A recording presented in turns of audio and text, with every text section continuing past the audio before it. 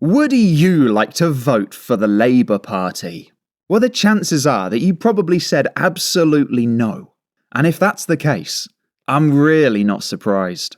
Because we can see this here from YouGov, and they're asking what the likelihood is that people are going to vote Labour in the next election. And as you can see on screen here, it is Labour's support has absolutely fallen off a cliff. Because it says down here that these numbers are on a scale of 0 to 10. So like it says there, 4.73. That means if you had 10 people, 4.73 of them are going to vote Labour. But what we can see down here, that really is just an absolute collapse.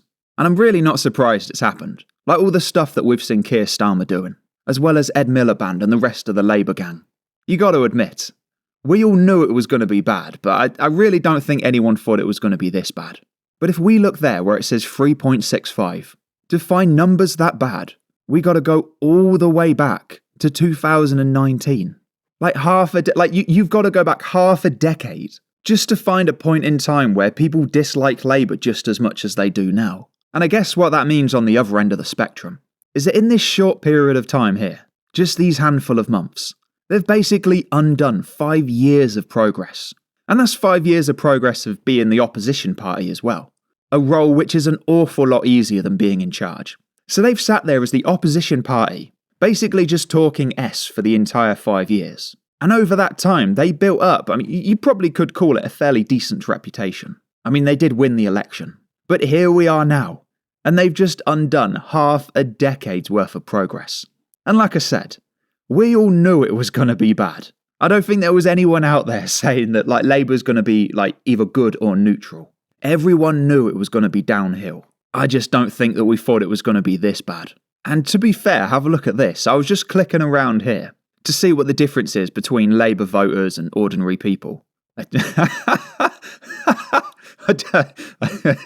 didn't even mean to say that. So if we have a look at the Conservatives, you can see that Labour support amongst Conservative voters, that's also fallen off a cliff.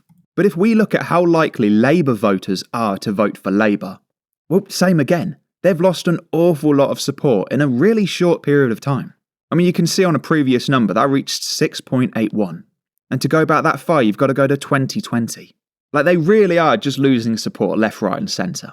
In fact, just to put this into perspective, the Labour Party have 59,700 subscribers on YouTube.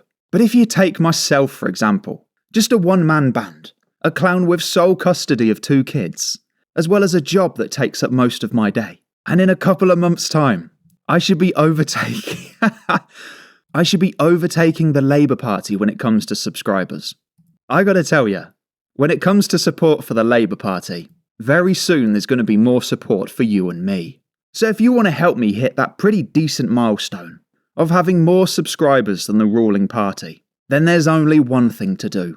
And that's to become one of the 52,999 subscribers. This country has gone crazy.